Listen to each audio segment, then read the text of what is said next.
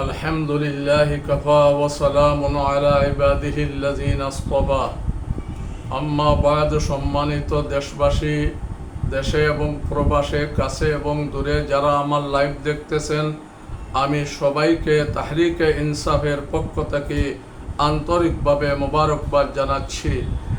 আর আরজ করতেছি, আমার লাইভ যারা দেখবেন শুনবেন, একটা সাবস্ক্রাইব করিয়া শেয়ার করি ছড়াইয়া দিবেন, এই আশা ব্যক্ত করে আমি জরুরি ভিত্তিতে আপনার লাইভে আসলাম আপনাদেরকে জানানোর জন্য।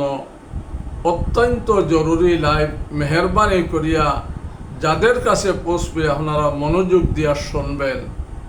সম্মানিত দেশবাসী, আপনারা দেখছেন দেশ একটা অগ্নিগর্ভ অবস্থায় আছে। জেনারেল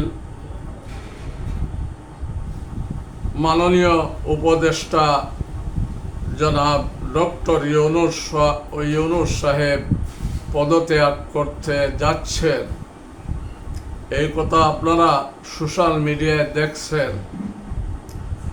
এই পদত্যাগ করার কারণ কি? এর চারটি কারণ। এই চারটি কারণ দূর হইলে উনি যেভাবে দেশ গড়তেছেন এবং যেভাবে দেশকে উন্নতি করতেছেন এবং উন্নতি হবে যদি উনি তার জায়গা মতো থেকে কাজ করতে পারে। আর যদি কাজ করতে বাধাগ্রস্ত হয় তাহলে এই দেশের কোনো উন্নতি হবে না। এই দেশ একটা গৃহযুদ্ধের দিকে যাবে এবং দেশে অরাজকতা সৃষ্টি হবে। এখন আপনাদেরকে জানাই যে কি কারণে উনি কি অভিমান করে, কোন দুঃখ পেয়ে, কোন অপমান সহ্য করতে না পেরে উনি পদত্যাগ করতে বাধ্য হয়েছিলেন। আপনাদের এক নম্বর, ওনাকে যে অপবাদ দেওয়া হয়েছে মানবিক করিডোর দেওয়ার কারণে, এবং 1 নম্বর। 2 নম্বরে আপনার চিটাগাং চট্টগ্রাম সমুদ্র বন্দর আরব আমিরাতের কাছে আপনার সম্পাদন করেছেন দেখভাল করার জন্য, উন্নত করার জন্য। 2 নম্বর কারণ। 3 নম্বর কারণ হইল যে ওনার যে উপদেষ্টা বৃন্দ আছে এরা কারা, যাদেরকে নিয়োগ দিয়েছেন উনি নর্মভদ্র একজন মানুষ, যে বলছে যারাই ওনাকে পরামর্শ দিয়েছে, যার পরামর্শের কারণে এইরকম লোককে, অপদার্থ লোককে উপদেষ্টা পদে নিয়োগ দিয়েছেন, যারা ওনার কাজে বাধাগ্রস্ত হয়ে দাঁড়াইছে। এরা কয়েকজন আছেন উপদেষ্টা পদে যারা বিগত সরকারের প্রেতাত্মা ও বিগত সরকারের দূষর। এদেরকে না সরাইতে পারলে, এদেরকে বরখাস্ত না করতে পারলে উনি অগ্রগতির দিকে যাইতে পারবেন না, উনি কাজে বাধাগ্রস্ত হবেন। এই 3 নম্বর কাজ। 4 নম্বর কাজ, যে দলের মধ্যে, বিভিন্ন দলের মধ্যে যে বিভক্ত দেখা দিছে, যে এনসিপি ওনাকে আনছিল তাদের মধ্যেও বিভক্তি দেখা দিছে, তাদের মধ্যে একগুলো ওনার বিরুদ্ধে লাগছে। এই জন্য উনি আপনার বাধ্য হয়ে আপনার এই 4টি কারণে। 5 নম্বর কারণ হইল সেনাবাহিনীর সেনাপ্রধান, সেনাবাহিনী নাই, সেনাপ্রধান। উনি আওয়ামী লীগকে নিষিদ্ধ না করার জন্য ডক্টর ইউনূস সাহেবের কাছে গিয়া বলছিলেন যে খবরদার আওয়ামী লীগকে নিষিদ্ধ করতে পারবেন না। এই সতর্কবাণী দিয়েছিলেন সেনাবাহিনীর প্রধান। আমরা সমস্ত সেনাবাহিনীকে দোষারোপ করব না।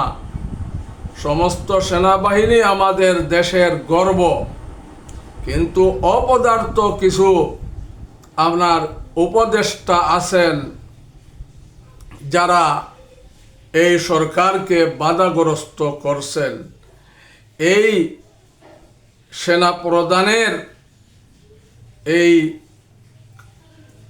অপমানের কারণে উনি বাধ্য হইয়া রিজাইন দিতে চাইছেন। কিন্তু আমরা বলবো যে সময় আপনার শাপলা চত্বরের গণহত্যা হয়েছিল, এই সময় এই সেনাবাহিনী কোথায় ছিল? তারাই তো গণহত্যা চালাইছিল। আপনি বলতেছেন সেনাবাহিনীকে দোষারোপ করতে পারবেন না। এটা এমন এক ডিসিপ্লিন জাতি, তারা কাউকে কোনো আঘাত করেন না, গতিকে সেনাবাহিনীর বিরুদ্ধে যাইতে পারবেন না। এই রকম আপনার বক্তব্য দিছেন যারা কোনো বিচার, কোনো নির্বাচিত বা কোনো অনির্বাচিত আপনার লোক যেভাবে কথা বলে, উনিও এইভাবে এই সুরে আপনার বক্তব্য দিছেন।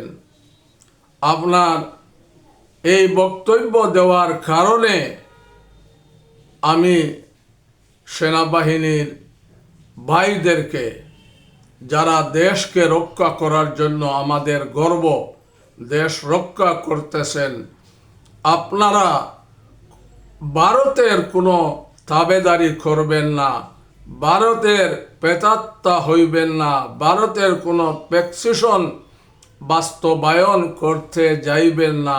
আপনাদের কাজ হইল দেশকে রক্ষা করা।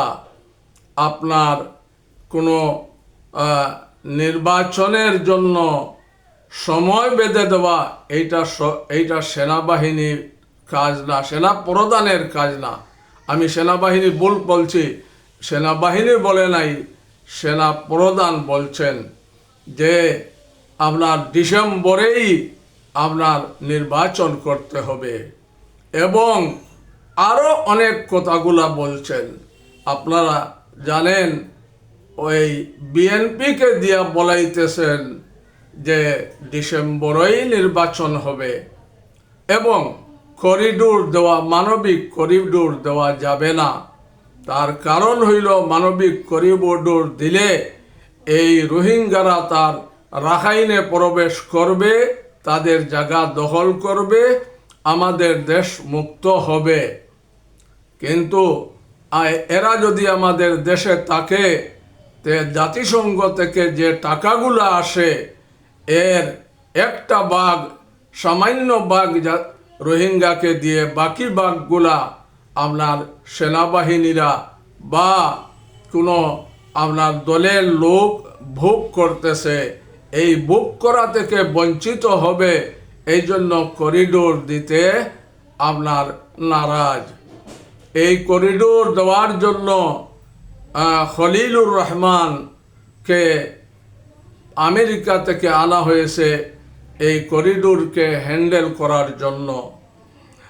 আপনার এই করিডোরটা যদি না হয়, তাহলে এই রাখাইনে আপনার রোহিঙ্গারা গিয়া বসবাস না করে, তাহলে ভারত এই জায়গায় তাদের সেনাঘাঁটি করবে।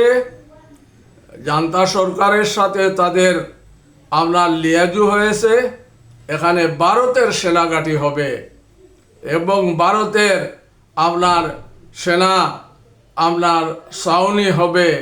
তারা করিডোর দিবে, বাংলাদেশ করিডোর দেওয়ার পক্ষে কেন?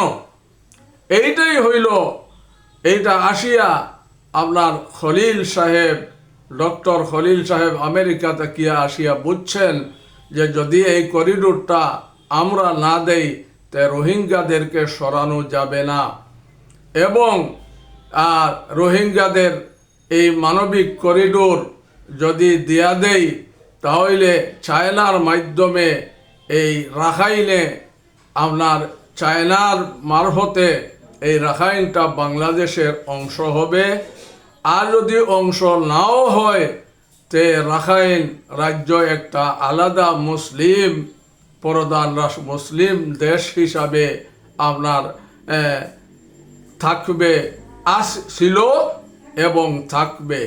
এইটা ভারতের সহ্য হয় নাই। ভারত মুসলিম বিদ্বেষী।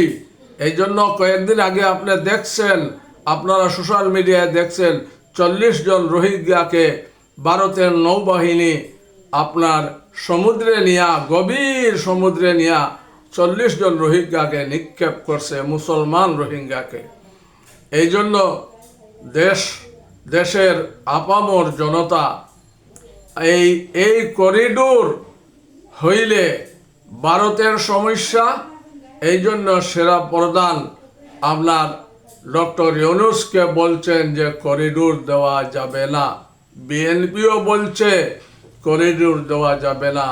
বিএনপি এই ওয়ার্কারের কথায়, সেনাপ্রধানের কথায় আপনার তারাও একমত, করিডোর দেওয়া যাবে না। এবং আপনার সেনাবাহিনী যে সময় হাসিনা সরকার এই রোহিঙ্গাদেরকে করিডোর দিয়া বাংলাদেশে প্রবেশ করাইছিল, তখন সেনাবাহিনী কোথায় ছিল? সেনাপ্রধান কোথায় ছিলেন? তখন আপনার ডিসিপ্লিন ফৌজ হিসাবে আপনি বলতেছেন আপনাদের কাজ কি ছিল, এদেরকে ঢুকতে দিলেন কেন? তখন তো বাধা দেন নাই। এবং ভারত আপনার যে সমুদ্র বন্দর চিটাগাং, আরও পায়রা বন্দর, এইগুলা নিয়েছিল, তাদের আওতায় ছিল, তখন আপনারা কেন বাধা দেন নাই? এবং যে হাসিনা সরকার ভারতকে যে ট্রেনের ট্রানজিট দিছে, আপনার ভারতের আপনার করিডোর দিছে বাংলাদেশ দিয়া, তখন আপনারা কোথায় ছিলেন? আমার এই প্রশ্ন আপনাদের কাছে। এখন যদি মানবিক করিডোর আর আপনার চট্টগ্রাম বিমানবন্দর যদি আপনার বিদেশির কাছে, আরব আমিরাতের কাছে দেওয়া হয়, তাহলে চুরি বন্ধ হয়ে যাবে, দেশ উন্নতি করবে।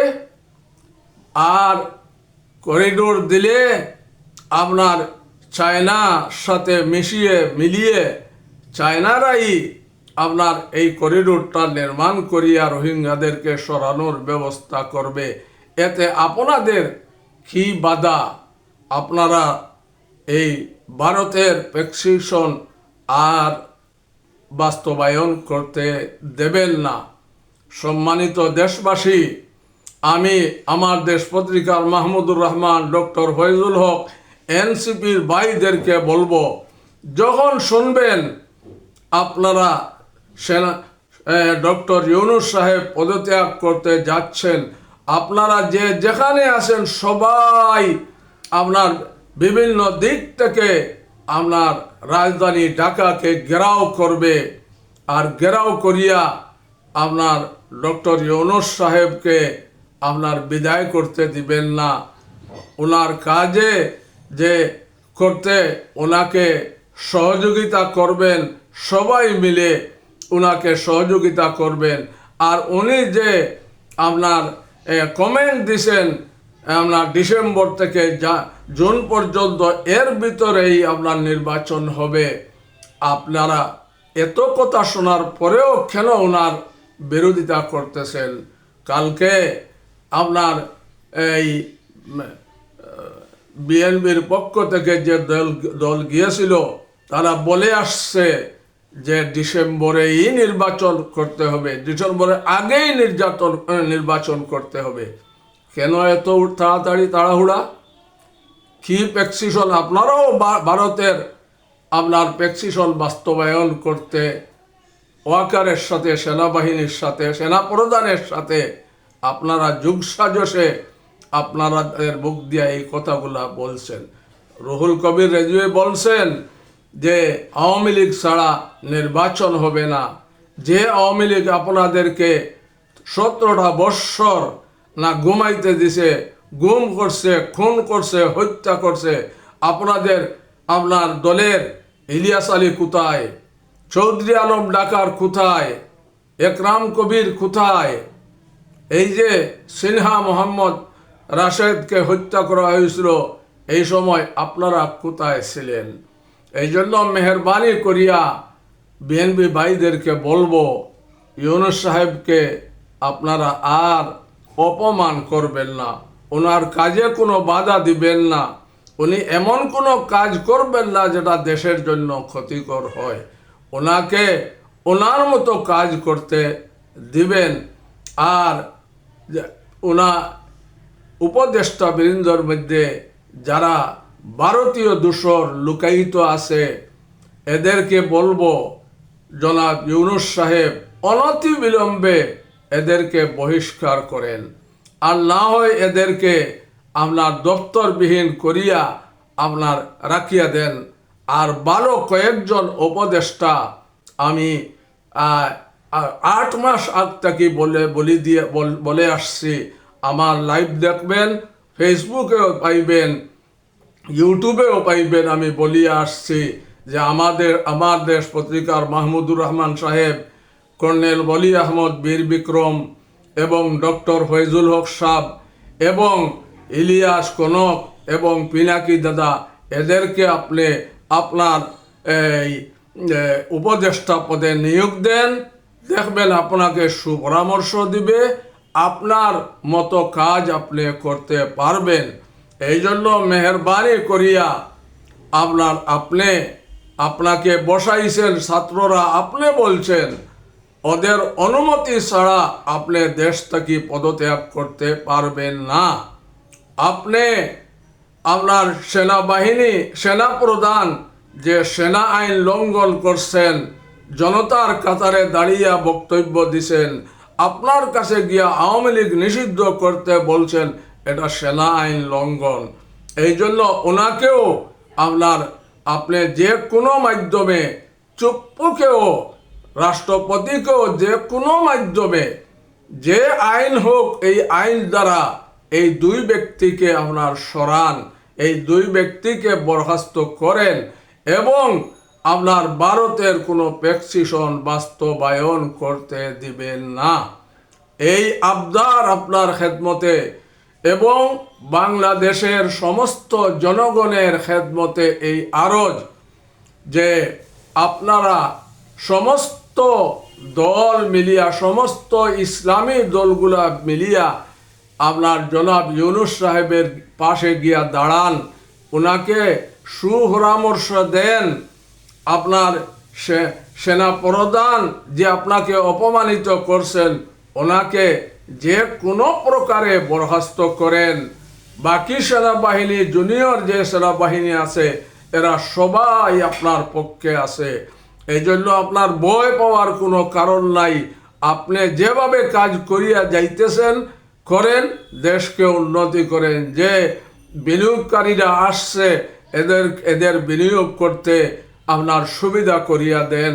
আপনার কাছে এই আবদার আমি জানাইয়া দেশবাসীকে আবার বলবো, এনসিপিকে আবার বলবো, আপনাদের মাঝে যে দ্বন্দ্ব আছে এইটা শেষ করেন। কেন আপনাদের এইমাত্র দল করলেন আর অত তাড়াতাড়ি আপনাদের দলের মধ্যে ভাঙ্গন সৃষ্টি হলো? আপনাদের দলকে যারা ভাঙ্গিয়া গেছে এরা সবাইকে একত্রিত করেন এবং গণ অধিকার পরিষদ তাদেরকেও আপনারা একত্রিত করিয়া একটি দলে আপনার থাকেন। আর সমস্ত ইসলামী দলকে বলবো, চাহে আপনার জামাত হোক, আর ছাত্র মজলিস হোক, খেলাফত মজলিস হোক, আর ইসলামী শাসনতন্ত্র আন্দোলন হোক, জমিয়ত উলামায়ে ইসলাম হোক, আর হেফাজতের লোক হোক, সবাই আপনারা এক প্ল্যাটফর্মে আসেন। আপনারা যদি ঐক্য ধারণ করতে পারেন, তাহলে জনাব ইউনূস সাহেব আপনার পদত্যাগ করবেন না। আপনাদের দেওয়া সাহস পাইলে উনি তার মতো কাজ করতে পারবেন। আপনারা অনতি বিলম্বে সর্বদলীয় বৈঠক, ইসলামী সর্বদলীয় বৈঠক ডাকেন, আর ডাকিয়া যে ডক্টর ইউনূস সাহেব আপনার কিভাবে কাজ করতে পারেন কোন কোন কাজে বাধা, কারা বাধা, এরা সমস্ত আপনারা বলিয়া দিবেন। আশা করি ডক্টর ইউনূস সাহেব আপনাদের কথা শুনবেন, আপনাদের কথা মানবেন, অপদার্থ উপদেষ্টাদেরকে বরখাস্ত করবেন এবং ওনার মতো কাজ করবেন। দেখেন, উনি দেশে আসার পরে এই দেশ দেউলিয়া ছিল, এই দেশকে উনি আবার দাঁড় করতেছেন। রিজার্ভ ছিল না, বর্তমানে $50 মিলিয়ন উন্নীত করছেন। অনেক টাকা ঋণ ছিল, ঋণগুলা পরিশোধ করতেছেন। বুলার সাথে একটা আপনার সমুদ্রে দিয়া আপনার যে দ্বীপ, এই দ্বীপের মধ্যখানে 11.5 কিলোমিটার একটা রাস্তা নির্মাণ করার উদ্যোগ নিয়েছেন। এই সমস্ত উদ্যোগকে আপনার কাজে লাগানোর জন্য উনি এই দেশে থাকতে হবে। ওনার কাজ সম্পন্ন না হওয়া পর্যন্ত উনি দেশ থেকে যাবেন না। এই যে চায়না থেকে যে বিনিয়োগ আসতেছে, এই সমস্ত বিনিয়োগ উনি কাজে লাগাবেন। এই দেশের লক্ষ কোটি জনতা আপনার কাজের সুযোগ পাবে, আপনার চাকরির সুযোগ পাবে, এদের চাকরি হবে, এরা দেশকে আপনার শান্তিতে রাখবে আর দেশকে আপনার নিরাপদ রাখবে। এই জন্য সমস্ত এনসিপি ভাইদেরকে এবং আবার আরজ করতেছি সমস্ত ইসলামী দলকে, যখন শুনবেন যে উনি আপনার অপমান সহ্য না করতে পেরে আপনারা পদত্যাগ করতেছেন, আপনারা সব এক ভাইকে রাস্তায় দাঁড়ান, সব ঢাকাকে অচল করিয়া দিয়া ওনাকে যেতে দিবেন না, বাধ্য করবেন উনি থাকার জন্য।